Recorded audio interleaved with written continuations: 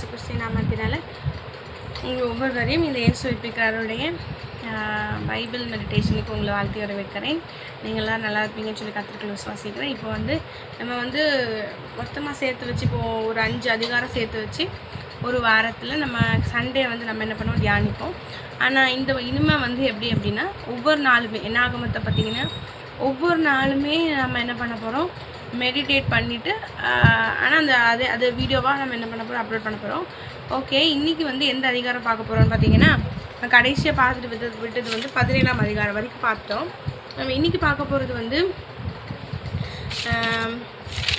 பார்த்திங்கன்னா என்னாகமத்தில் 18ஆம் அதிகாரத்தை பற்றி பார்க்க போகிறோம். நான் அதை பற்றின ஒரு சம்மரி மாதிரி உங்ககிட்ட சொல்கிறேன். அதில் என்ன நடக்குதுன்னு பார்த்தீங்கன்னா, ஆண்டவர் தான் பேசிகிட்டு இருப்பார். என்ன பேசுகிறாருன்னா சொல்கிறார் அப்படின்னா, கோகாத்தியர் சகோதரன் இப்போ லேவியின் கோத்திரத்தில் கோகாத்துன்னு சொல்லிட்டு ஒருத்தங்க இருக்காங்கல்ல, அந்த சந்ததியில் உள்ளவங்களே என்ன பண்ணுங்கன்னா ஆசரிப்பு கூடாரத்தை அவங்களும் சேவிக்கணும். அது அவங்களுக்கு வேலைகளை பிரித்து கொடுப்பார். அதே போல் என்ன சொல்கிறாருன்னா, அந்த வேலைகள் பிரித்து கொடுக்கப்பட்டது படி அவங்கவுங்க வேலைகளை செய்யணும். இதில் என்னவும் சொல்கிறாருன்னா, அந்த சாட்சியின் சந்நிதிக்குள்ளே யார் தான் பிரவேசிக்கணும் அப்படின்னா, நீயும் குமாரன் தான் பிரவேசிக்கணும். அதாவது ஆரோன் ஐயாவும் ஒரு குமாரன் மட்டும்தான் பிரவேசிக்கணும் அப்படின்ற மாதிரி ஏசப்ப பேசுகிறார். உடனே இந்த மாதிரி பேசுகிறார். இப்போ ஏன் ஆன்றது தெளிவாக அவங்கள்ட்ட சொல்கிறாருன்னா, அதாவது நம்ம ஏன் இந்த விஷயத்தில் கோகாத்தை அவன் பணிவிட மாத்திரம் தான் செய்யணும். அவன் அவங்க அந்த சந்ததியாரோ அந்த ஜனங்கள் என்ன பண்ணக்கூடாது, அந்த லேவியர்களில் அவங்க ஆரோன் ஐயாவும் உங்கள் பையனும் ஓசையும் தான் என்ன பண்ண முடியுமா, அந்த சாட்சியின் சந்நிதிக்குள்ளே போக முடியுமா, மற்ற லேவியர்களும் உட்பிரவேசிக்க முடியாது அப்படிங்கிறத அவர் சொல்கிறாரு. ஏன் இந்த விஷயத்த ஆண்டு சொல்கிறாரு? அப்போ இதுக்கு முன்னாடி என்ன நடந்துச்சு அப்படின்னு பார்த்தீங்கன்னா, இது என்னாகமம் 16ஆம் அதிகாரத்தில் என்ன நடக்குது, கோராகு சரிங்களா, தாத்தான், அப்புறம் அபிராம், மோனான், இவங்க எல்லாரும் சேர்ந்து என்ன பண்ணுவாங்கன்னா, ஆரோனையாவும் மோசையாவும் சேர்த்து சொல்லுவாங்க, நீங்கள் உங்களையும் உயர்த்திக்கிறீங்க, அதாவது நீங்கள் மட்டும்தான் சாட்சியின் சன்னதிக்குள்ளே பிரவேசிக்கணும் இப்படின்ற மாதிரி நீங்கள் பேசிக்கிறீங்க அப்படின்ற மாதிரி நீங்களே உங்களை உயர்த்திக்கிறீங்க. ஆண்டவர் சபையில் தான் இருக்கிறாரு, இஸ்ரவேல் ஜனங்கள் மத்தியில் தான் இருக்காரு, உங்கள் மூலமாக தான் நாங்கள் அவர் இது பண்ணணும் அந்த மாதிரிலாம் பண்ணுறாங்க. இப்போ இதனால தான் ஆண்டு தெளிவாக சொல்கிறாரு, இல்லை அது அவங்களுக்கு இந்த பொறுப்பு இல்லை. ஆனால் ஆரோன் ஐயாவும் மோசே ஐயாவும் தான் அந்த இயேசுவோட ஒரு நெருங்கின அனுபவத்துக்குள்ளே அழைக்கப்பட்டவர்களாக இருக்காங்க. இந்த லேவியர்கள் இவங்க எல்லாருமே ஊழியக்காரங்க தான். ஆனால் இவர்கள் இதுக்கு என்னதாக இல்லைன்னா கர்த்தரால் அப்படி தெரிந்து கொள்ளப்படல. இவர்களும் ஊழியச்சராக கத்திருக்கு. ஆனாலும் அந்த கர்த்தரோடு அந்த நெருங்கி அந்த சாட்சியின் சந்நிதிக்குள்ளே பிரவேசிக்கிற அனுமதி இவர்களுக்கு இல்லை அப்படிங்கிறது இங்கே ஆண்டு சொல்கிறார். அப்போ இதுக்கு முன்னாடி என்ன நடந்திருக்கு, பதவிக்கு ஆசைப்பட்டிருக்காங்க. என்ன ஆசைப்பட்டிருக்காங்க அந்த மற்ற லேவியர்கள்லாம்னா பார்த்தீங்கன்னா, அதாவது நாங்களும் தான் உள்ளே வரலாமே அப்படின்ற மாதிரி தான் யோசிச்சிருக்காங்க. இன்றைக்கி நமக்கு என்ன இதுலேருந்து நம்ம கற்றுக்குறோன்னு பார்த்தீங்கன்னா, பதவிகளுக்கு ஆசைப்படக்கூடாது. காரியம் என்ன அப்படின்னா, இப்போ அநேகர் எப்படி நினைப்பாங்க, வெளியரங்கமான மற்றவங்க முன்னாடி நம்ம ஐக்கு பிடிச்சி எதாவது செஞ்சிடணும் இப்படி நினைப்பாங்க. இது ஆண்டவருக்கு பிடிக்காது. விஷயம் இவங்க இப்படி ஆசைப்படுறாங்க. யார் இந்த கோராகு, தாத்தான், அவரை அபிராம், ஓனான், இவங்க எல்லாம் ஆசைப்படுறாங்கல்ல, இவங்க என்ன பண்ணியிருக்கலாம், யோசுவா ஐயா இது மோசே கிட்ட போய் சண்டை போடல, ஏயா நீ மட்டும் தான் தேவனை இது பண்ணணுமா, தேவனை சந்திக்கலாமா, நாங்கள் சந்திக்கக்கூடாது அப்படின்னு சொல்லி சண்டை போடாமல் அவர் என்ன பண்ணார், ஆசரிப்பு கூடாரத்தை விட்டு பிரியாது இருந்தாங்க. அப்போ கர்த்தருடைய பார்வை என்ன ஆகுது, யோசுவா மேலே வந்துச்சு. அப்போ அந்த மாதிரி தான் இவங்க செஞ்சுருக்கணும். ஆனால் அப்படி செய்யாமல் இவங்க எல்லாம் என்ன பண்ணுறாங்க, வாக்குவாதத்துக்கு மோசே கிட்ட சண்டைக்கு போகிறாங்க. அப்படி நானும் அந்த சாட்சியின் சந்நிதிக்குள்ளே போகணும்னு ஆசைப்பட்ட அவங்க கர்த்தரை நோக்கி கூட முறையிட்டுக்கலாம், கர்த்தரை நோக்கி கூட ஜெபிச்சிருக்கலாம் யோசுவா போல். அந்த அழைப்பு பாருங்கள், மோசேயோட அழைப்பு யோசுவா அந்த ஆசிரியப்பு குளத்தை விட்டு பிரியாது இருந்தனால தான் அவர் கையில் வந்துச்சு. அப்போ அது கூட அவங்க என்ன பண்ணல, புரிஞ்சுக்கல. சரி, இப்போ இதே மாதிரி நாமளும் பதவிக்காக பாஸ்ட் நம்மளை கூப்பிட்டு இது பண்ணுவோம், பாஸ்ட் நம்மளை கனப்படுத்தும், இந்த மாதிரி ஆவிக்குரிய பெருமைக்காக நம்ம என்ன பண்ணக்கூடாது, இருக்கக்கூடாதுங்கிறாரு. இது ஒன்று. இப்போ நான் சொல்லும் போது தான் எனக்கு இன்னொரு விஷயம் எனக்கு என்ன ஞாபகம் வந்துச்சுன்னா, இன்றைக்கி அநேகர் இயேசுவை தரிசிக்காங்க, இயேசுவை முகமுகமாக பார்க்குறாங்க அப்படின்னு சொல்லி பார்க்குறோம். நல்லா கவனிங்க, அந்த உடன்படிக்கை பெட்டி இருக்கக்கூடிய அந்த இடத்துல தான் என்ன இறங்குவார்னா, கிருபாசனத்தின் மேலே 2 கேருபீன்களுக்கு நடுவில் கர்த்தருடைய மகிமை என்ன ஆகுமா, அங்கேருந்து தான் மோசே என்று கர்த்தர் கூப்பிடுவாராம். அப்போ அங்கே தான் என்ன பண்ணுறாரு, பேசுறது. அப்போ ஒரு நெருங்கின அனுபவம். அப்போ புரிஞ்சுக்கோங்க. இப்போ இன்றைக்கி அநேக ஊழியக்காரங்க தேவனை தரிசிக்கிறோம், நாங்கள் முகமுகமாக பார்க்குறோம், பரலோகத்துக்கு அழைச்சிட்டு போகிறோன்னு சொல்லும் போது அநேகர் என்ன சொல்கிறாங்கன்னா, அது சும்மா சொல்கிறாங்க, அது தூப்பு, அது உருட்டு, அது பூம்பர் இப்படிலாம் சொல்கிறாங்க. அப்போ என்ன இதில் நான் புரிஞ்சுக்கிட்டது என்னென்னா, மோசே ஐயா மாத்திரம்தான் அதுக்குள்ளே பிரவேசிக்கிறதுக்கான அதிகாரம் கொடுக்கப்பட்டிருக்கு. சாட்சியின் சன்னதிக்குள்ளே நீயும் உன் பிள்ளைங்களும், அதாவது ஆரோனையாவும் இப்போ உன் பிள்ளைங்களும் மாத்திரம்தான் அனுமதிக்கப்பட்டிருக்கீங்க அப்படின்னு ஆண்டவர் சொல்கிறார். அப்போ நீ என்ன அர்த்தம்? அந்த வெளிப்பாடை தேவனை தரிசிக்கக்கூடிய வெளிப்பாடு சில பேருக்கு தான் அந்த அழைப்பு இருக்குது. மற்றவங்க பார்க்காதவர்கள் அவங்கள பார்த்து நம்ம பொய்ன்னு சொல்கிறதுக்கு நமக்கு அதிகாரம் கிடையாது. ஒரு விஷயம், நம்ம அதுக்காக அழைக்கப்படல. அவங்களும் அதை தரிசிக்கிறாங்கன்ற பட்சத்தில் இப்போ தேவனோட அவங்க நெருங்கின ஒரு அனுபவத்தை பெற்றுக்கொண்டிருக்காங்க. இப்போ எப்படி மோசேயாவும் ஏசப்பாவும் அந்த மாதிரி ஒரு அனுபவத்தை யார் பெற்றுக்கொள்கிறா? இப்போ அந்த மாதிரி தேவனை தரிசிக்கிறவங்க, தேவனை தரிசிக்கன்னு சொல்கிறவங்க, தேவனை பார்த்தேன்னு சொல்கிறவங்க, தரிசனம் பார்த்தேன் பரலோகத்துக்கு தழைச்சிட்டு போனேன்னு சொல்கிறவங்களாம் அப்படி தேவனோட நெருங்கின அனுபவம் பெற்றிருக்கிறாங்க. அவங்களாம் அதுக்காகவே ஸ்பெசிஃபிக்காக அழைக்கப்பட்டிருக்காங்க. மற்ற லேவியர்கள், மற்ற ஊழியக்காரங்க நீங்கள் போய் என்ன பண்ணக்கூடாது? அவங்கள டூப்போ அவங்கள போய் அவங்கக்கிட்ட போய் சண்டை பிடிக்கக்கூடாது. வேணுன்ற பட்சத்தில் நீங்கள் தேவனை நோக்கி முறையிடலாம். இந்த கோராகு தாத்தான் அப்புறம் அபிராம்லாம் செஞ்ச மாதிரி அப்படிலாம் அவங்களாம் செஞ்ச மாதிரி நாம் என்ன பண்ணிடக்கூடாது? தப்பு பண்ண என்ன பண்ணணும்னா, வேணும் எனக்கு ஆண்டவரே நான் அப்படி பார்க்கணும் ஆசைப்பட்டேன், பாடுறேன் உங்களை அப்படின்னு நீங்கள் நினச்சிங்கன்னா தேவனை நோக்கி கேட்குறோம். அதை விட்டுட்டு அவங்க டூப்பு அப்படின்னு சொல்கிறது ஒரு தப்பான காரியமாக ஆண்டவர் இதில் நம்ம புரிய வைக்கிறார். ஓகேவா? அதனால பதவிக்காக ஆசைப்படாதீங்க. அவங்களுக்கு ஒரு அழைப்பு இருக்குது. புரியுதா உங்களுக்கு? அவங்களுக்கு ஒரு அழைப்பு இருக்குது. அந்த அழைப்பின்படி அவங்க செய்கிறாங்க. நாம் அவங்கள பற்றி அவங்களுக்காக ஐயோ இவங்க இப்படிலாம் சொல்கிறாங்க, நமக்கு அந்த அனுபவம் கிடைக்கலன்னு சொல்லிட்டு நம்ம தேவனை நோக்கி முறையிடலாமே தவிர்த்து அதுக்காக பொறாமப்பட்டு அவங்க டூப்பு அவங்க சும்மா சொல்கிறாங்க அப்படிங்கிறது நம்ம என்ன பண்ணக்கூடாது? செய்யக்கூடாது. எந்த மாதிரி பதவிக்காக ஆசைப்படாதீங்க. தேவனுக்காக ஊழியம் செய்யுங்க. நான் எப்போவுமே நினைக்கிறது என்ன அப்படின்னா, நான் இல்லை, தேவன் விரும்புறது என்ன? இதயத்தை தான் தேவன் பார்ப்பார். நீங்கள் மயக்க பிடிக்கிறீங்களா மயக்க பிடிக்கலையா இது பார்க்கவே மாட்டார். சரிங்களா? மற்றவங்க நம்ம கனப்படுத்தணும் அப்படின்ற விஷயமே நம்ம மறந்துட்டு அவரை பிரியப்படுகிற மாதிரி நம்ம இருந்தால் போதும் அப்படின்ற மாதிரி நீங்கள் என்ன பண்ண நம்ம நினைக்கணும். அப்படி தான் ஊழியம் செய்யணும் அப்படின்னு தேவன் விரும்புவார். இதயத்தை பார்க்குற தேவன்.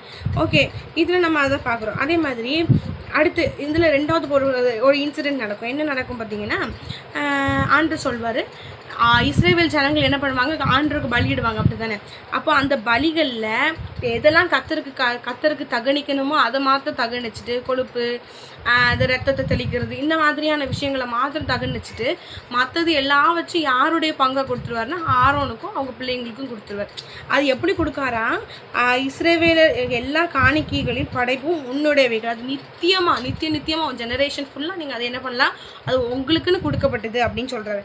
அப்போ இதில் நம்ம என்ன பார்க்குறோம் அப்படின்னா, இப்போ அநேகர் நம்ம என்ன நினைக்கிறோம் அப்படின்னா, பொதுவாக சொல்கிறேன், இப்போ நம்ம காணிக்கை கொடுக்குறோன்னா இப்போ அநேகர் சொல்லுவாங்க, பாஸ்டர் நான் கொடுத்த காசில் தான் வாட்ச் போட்டிருக்காரு, பாஸ்டர் நான் கொடுத்த காசில் தான் செருப்பு வாங்கியிருக்காரு, பாஸ்டர் நான் கொடுத்த காசில் தான் அது என்ன ட்ரெஸ் வாங்கியிருக்காரு, இப்படி சொல்லுவாங்க.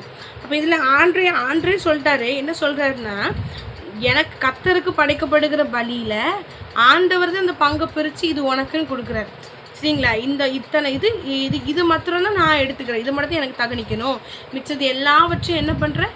ஆரோனுக்கும் உங்கள் பிள்ளைங்களுக்கு கொடுக்குறேன். ஏன்னா அவர் சொல்லிட்டார், அவங்க எப்படி சாப்பிடுவாங்க அப்போ ஏன்னா அதனால அவர் அப்படி ஒதுக்குறார். இன்றைக்கி நாம் கொடுத்துட்டு நம்ம அப்படியாக மற்றவர்கள் நம்ம ஏங்க துட்டில் தான் அவர் இது இருக்கார், ஏன் துட்டில் தான் அப்படின்னு சொல்லாமல் இருக்கணும் அப்படிங்கிற விஷயத்த இதில் நம்ம பார்க்குறோம். அது மாத்திரம் இல்லை, ஆண்டவர் எப்படி நம்ம நம்புறது அப்படின்னு நீங்கள் யோசிக்கலாம். ஊழியத்துக்கு நம்ம போகும்போது ஒன்றுமே நம்ம இருக்காது. சில பேர் ஃபுல் டைம் ஊழியத்துக்கு அழைப்பார். அப்போ நம்ம எப்படி சாப்பிடுவோன்ற நிலைமை இருக்கும். அப்போ ஆண்டு என்ன ஒரு இது கொடுக்காருன்னா, நான் அப்படி நட்டாத்தில் விடுற தேவன் இல்லை, நான் கண்டிப்பாக அவர் பாருங்கள், ஒரு ஆட்டில் கொழுப்பு ரத்தம் இது மாத்திரம் தான் இருக்குது, மிச்சம் எல்லா சதைகள் எல்லாமே என்ன ஆகுது அப்படின்னு பார்த்தீங்கன்னா ஆரோனையாக தான் வருது.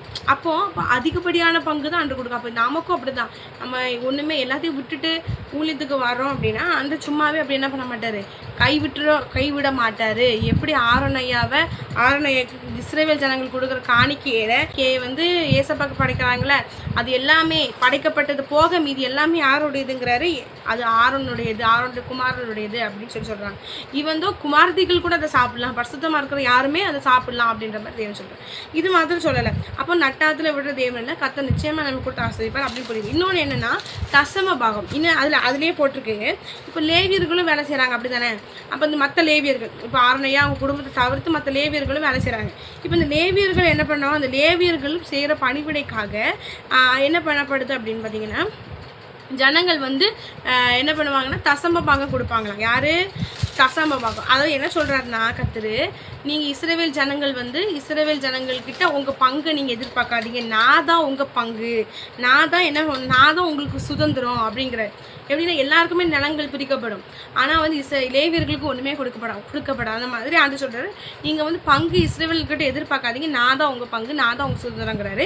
இப்போ இந்த லேவியர்கள் அப்போ எப்படி சாப்பிடுவாங்க அப்படின்னு பார்த்தீங்கன்னா, அதான் ஆண்டு சொல்கிறார், தசம பாகம் வந்து யார் கொடுப்பா, அந்த இஸ்ரவேல் ஜனங்கள் வந்து தசம்பாக கொடுக்கணும். அப்போ அந்த தசம பாகத்தை வந்து லேவியர்களுக்கு கர்த்தர் கொடுக்குறாரு. இப்போ இது எப்படி ஆரணையை எடுத்துக்கலாம்னு சொன்னாரோ அதே மாதிரி இப்போ லேவியர்களும் இதை எடுத்துக்கலாம். அது என்ன அதிகாரத்தில் போட்டிருக்கு, 18ஆம் அதிகாரத்தில் 21ஆவது வசனத்தில் எழுதப்பட்டிருக்கு. அதே மாதிரி 18ஆம் அதிகாரம் 26வது வசனத்தில் என்ன பட்டிருக்கு பார்த்தீங்கன்னா, இஸ்ரவேலிடத்தில் வாங்குகிற தசம் பாகத்தில் ஒரு பங்கு கர்த்தருக்கு படைக்கணுமா ஆண்டு அதுலேயும் சொல்கிறாரு. நல்லா கவனிங்க. இப்போ இந்த ஊழியக்காரங்களுக்கு ஒரு பாயிண்ட் ஆண்டு சொல்கிறாரு. என்ன சொல்கிறாரு, நமக்கு வர்ற தசம்ப பாகத்தில் அதில் ஒரு பங்கை எடுத்து கர்த்தருக்கு படைக்க வேண்டும். நமக்கு ஊழியக்காரங்களுக்கு வரக்கூடிய தசம்ப பாகம் வரக்கூடியதை ஒரு பங்கு கர்த்தருக்கு படைச்சிட்டு 10ல் 1 எடுத்து கர்த்தருக்கு படைச்சிட்டு அதுக்கப்புறம் மிச்சத்தை வந்து இந்த லேவியர்கள் குடும்பம் சாப்பிட்டுக்கலாம்.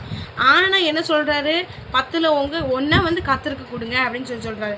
இன்றைக்கி வந்து இப்போ வந்து என்ன மேட்ரு அப்படின்னா, இதில் ஒரு பங்கு எடுத்து மற்ற ஊழியங்களுக்கு கொடுக்கறது வந்து கர்த்தர் வந்து அப்போவே ஒரு கற்பனையாக வச்சுருக்கிறார். அது மாத்திரம் இல்லாமல் என்னென்னு பார்த்தீங்கன்னா, அதுதான் ஈடான சம்பளம்.